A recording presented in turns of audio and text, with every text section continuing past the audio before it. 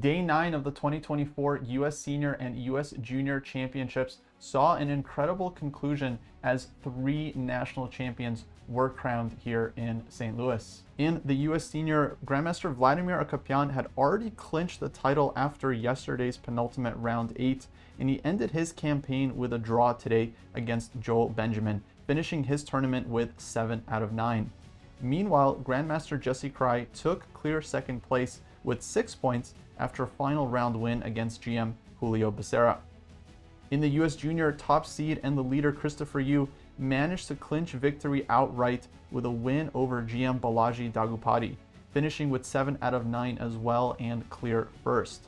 With the win, Christopher takes home $12,000 and qualifies for the U.S. Championship, which is set to take place later this year.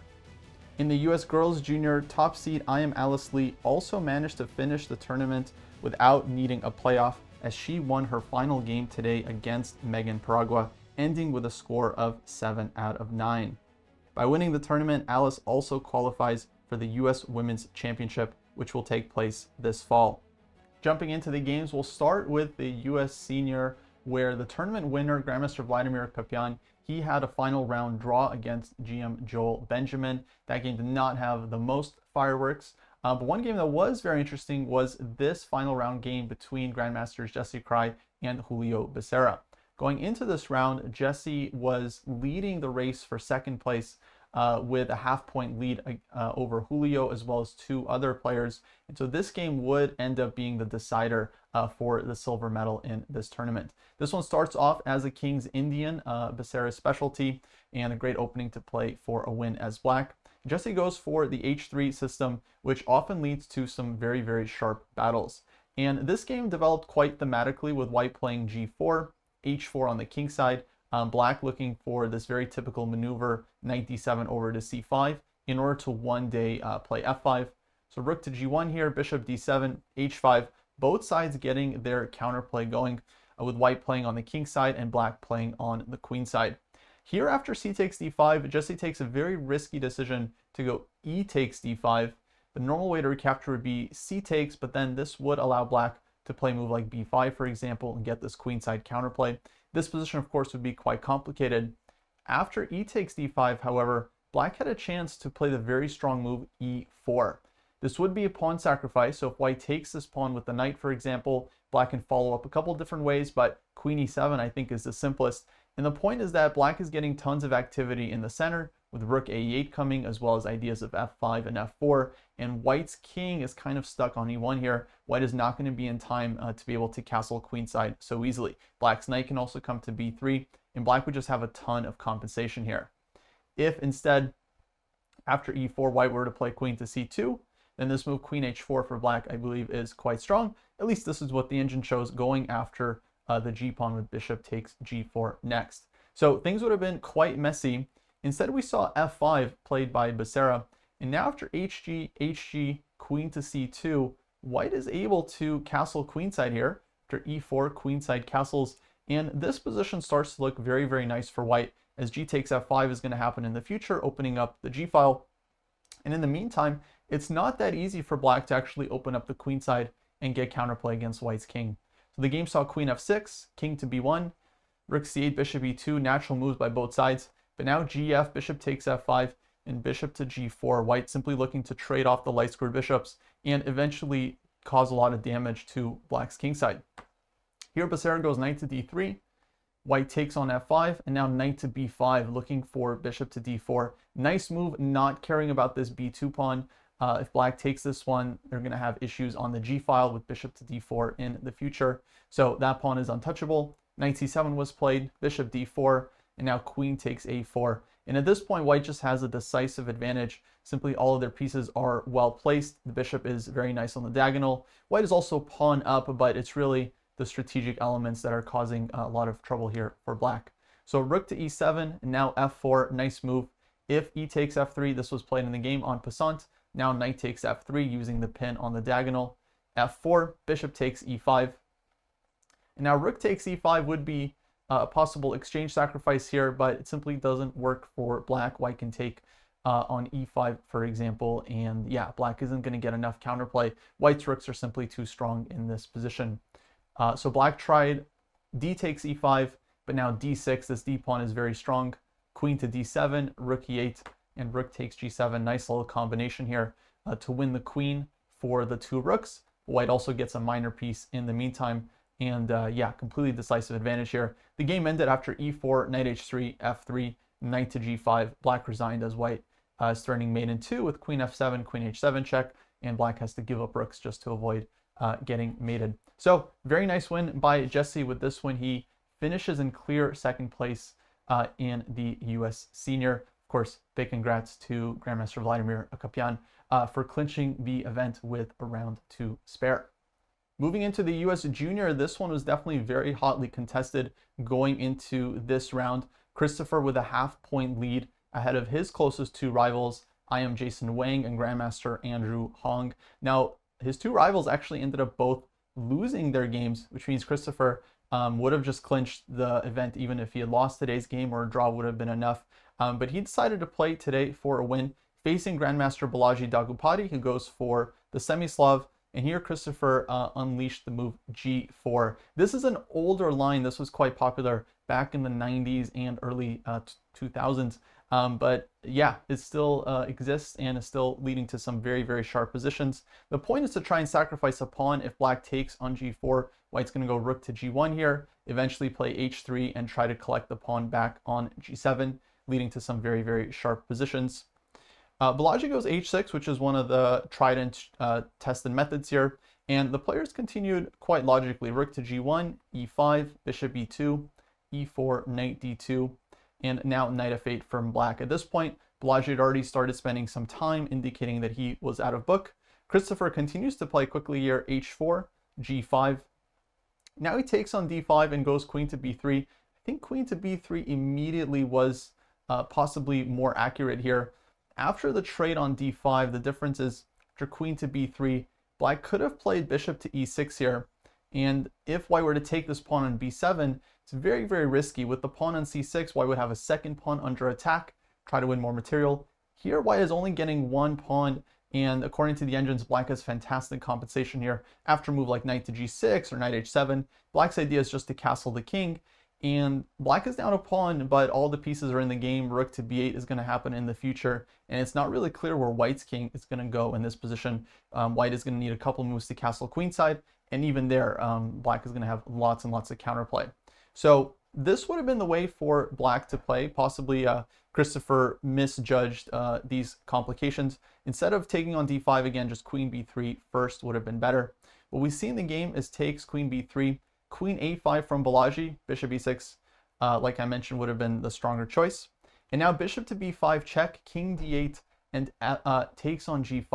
I think actually this might have been a mistake from Christopher to take on g5. Of course, the position is very, very complicated, but apparently f3 immediately would have been better, not opening up the h-file for black's rook, or even f3 back here. The engine seems to be quite fond of just going after black's pawn in the center and leaving this option of bishop e5 check for the next move. As we saw in the game, white gave check, king to d8, takes on g5, goes f3. Here black is actually doing quite fine. For example, bishop to e6, and if anything, the engines like black's position here. If takes, d takes e4, the bishop opens up, and black's pieces are very, very active. The rook on the h-file is quite strong. But Balaji ends up blundering here with the move queen to b4, possibly some last round nerves. We actually had a lot of decisive games during the final round, lots of players making mistakes and going wrong early. This one, queen b4, is a blunder because now white can just take on e4, and possibly what black forgot about is that if d takes e4, this f7 pawn is now hanging. So white could play queen takes f7, the queen explodes into black's position, and all of a sudden white is just winning here because the queen is very, very strong. White has a3 ideas, the e pawn is hanging as well, the knight on f6 is hanging, and black's position is basically collapsing. So this was likely blundered by Balaji, who tries to save things into the endgame, but unfortunately after trades takes on e4, white just picks up a very healthy extra pawn on e4, and black's position is incredibly damaged. Pawn on g5 is weak, pawn on f7 is weak, king on d8 isn't well placed, and white has these very strong pawns in the center. So bishop e4, bishop d2, the players trade bishops. Bishop to c4, looking for another trade in order to improve white's structure. Black goes b5 here. Christopher just takes this one. Hard to really suggest something for black. I mean, white's position is technically winning. The extra material, the g5 pawn hanging, everything is going in white's favor here. So b5 was tried, takes bishop d5, but now knight d6, king c7, and bishop c4. A nice move here. The point is that if black takes on d6, white will have rook a6 check to win back the piece. The king moves back, white takes on d5. If bishop c6, then white has the pawn push d5. And white is winning the piece back. The bishop will open up. Rook to d1 is coming. And yeah, white keeps a decisive advantage. So black took on c4. Knight takes c4. Knight d7. Now it's 2 pawns up for white. Christopher piles up on the a file. Knight d6 check. Takes on f7. Takes on a7. It's now 4 pawns up for white. And of course, just a completely winning position. Here the game ended after king d5, king to d3, setting up some mates. Rook b8, and now knight d7. Nice finish. If knight takes d7, white has e4, mate on the board, which is very nice. Balaji tried knight a4, just a last-ditch effort looking for any possible chance. But of course, white ended up mating first with knight to f6. e4 would have been mate with the pawn. I feel like aesthetically, this one would have been a better way to finish the game, but of course, it's hard to argue with mate and one. So with the win, Christopher clinched the tournament without needing to wait for the other results, takes home the first place prize, and qualifies himself for the U.S. Championship, which will take place in October later this year. This is Christopher's second time winning the event. He also won back in 2022, and yeah, he's now a 2-time U.S. Junior champion. Next up, we have the U.S. Girls Junior, and this tournament was also very, very interesting going into this final round with Alice leading by a half point ahead of her main rival, Rose Atwell, who's a half point behind going into this round. And here Alice is playing black against Megan Paragua, the youngest player in the field, and she goes for the Sicilian, shying away from her usual Petrov, looking, I guess, for a sharper position. And she does manage to get a pretty lively position here. Knight c6, queen to d3, bishop to g4. The engines don't really like this move, preferring either e6 or b5. But anyways, after bishop g4, bishop f4, trades on f3, knight e5. We get a lot of trades here. Knight d5, e6, takes, takes, takes, takes. As the players get into this endgame with rooks and opposite color bishops on the board. And objectively, it's quite drawish, as things usually are with the opposite color bishops. But if anyone is better here, it does seem like black is the one with chances, the more active pieces, and pressure against white structure. So Alice definitely was trying to keep her chances alive in this one, as she, of course, would not know the result of the game between Rose Atwell and Rachel Lee, who she was playing. And it seems like black was just trying to get some chances here, and white does start going wrong with a4. Black plays b4. If you take this one, then you have to deal with rook to c1 check, which is quite strong for black. King d2, rook b1, for example. It's really hard for white to defend their pawns here. So b4, white goes c4, bishop d4, bishop a2. And now Alice, I think, rushes a bit with this move b3, sacrificing a pawn. She does manage to get the pawn back, but there really was no rush to do this. a5, I think, and black's position actually starts to look quite nice. From here, black can try to double up on the d file, increase the pressure, and eventually look for this b3 break later on, because white doesn't really want to go b3 themselves. This would just create way too many weaknesses on the dark squares in the long run. Still, objectively, the game should be very close to drawn, but maybe that would have kept better chances. After b3 takes on c4, rook b7 check, rook c7, a pair of rooks come off, bishop to b1. This position, again, very, very close to a draw, but white is the one that has to be accurate here and defend. Well, we end up getting, after a couple of repetitions, rook to d3, and here Alice decides to trade rooks. A little bit controversial. Normally you want to keep the rooks on the board, but she does manage to snag one pawn, and we find ourselves in this pure opposite color bishop endgame.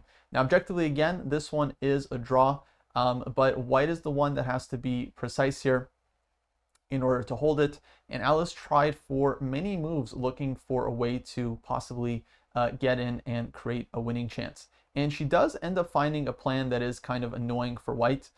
That said, Megan definitely could have held this position. I think the easiest setup here for white would have been to play something like bishop to b5, or after king to g7, black's idea is to come up this way. It's just put the bishop on e8. And this would be very, very hard for black to do anything here, as white just latches onto this pawn, so it's hard for the king to advance without losing this one. If king f8, well, then white can just go back with the bishop, and it's very, very hard to see how black can ever make progress. So this one definitely should have been a draw, but Alice continues to poke around on the king side, looking for some chances. Now she really should have invaded first here with king to h4, gives white a chance to stop that with king to g3. Bishop d3 is missed. White just keeps moving back and forth, and now king to h4. Black here starts to get some chances after h5. And at this point, white only had one move to save the game, and that was the move king to f3. After king f3, black doesn't have any winning continuation here. If king takes h3, black can actually lose the game after g takes h5. This pawn is going to be impossible to stop. Perhaps black could try this if the bishop was still on c5, because then king takes h3, g takes h5, the bishop would come back to f8. But as we see the situation in the game after h5 here, king f3, white would still be holding. Instead, Megan blunders here with bishop to d1 after a long think. And this is actually a huge mistake, because now black takes on g4, h takes g4, bishop takes, doesn't make a huge difference, and now king to g5. And the point is that black is getting f5 in to trade off some pawns, but eventually end up with two connected passers. So white can't really go bishop c2 to stop this, because if king takes g4, black just picks up the third pawn here and then goes king f4 and f5. And this is why the king is needed on f3, so that if the king was on f3, white could play bishop to c2 and stop black's pawn break altogether and keep the light square blockade. But as it happens in the game, now king to g3 is played. White is not in time to get bishop c2. Black gets f5. And here the point being, after takes twice, let's say bishop c2 check, black can go e4 here, black can go king to g5. And the point is that black is getting two connected passers that are now moving. White is not going to be able to blockade them. And long story short, even if the bishop gives itself up for both of these pawns, black is still winning the resulting endgame, because black is going to have this a pawn left on the board. It's the right color a pawn for the dark square bishop, so there's no drawing opportunities with the wrong color bishop. And so because of that, black is actually just completely winning in this endgame. So in the game, we saw bishop f3, takes f5. Once again, black gets the two connected passers, and there's just nothing that white can do to stop these pawns. Again, if you got rid of these three pawns on the queen side, or just got rid of black's a pawn, then that position should be a theoretical draw, because white would always be able to give up the bishop for the two pawns. But here, it's not possible, because anyway, if white gives up the bishop, then black still gets the winning endgame in the end. So f3, bishop e5, e3, bishop a6, bishop to c3, and here Megan resigned. Is basically she just can't stop e2 check next move. She'll have to give up the bishop, and from there, black will have an easy win with the extra bishop in the endgame. Very nice win from Alice to close things out. She definitely got a bit lucky, as Megan could likely have held this one.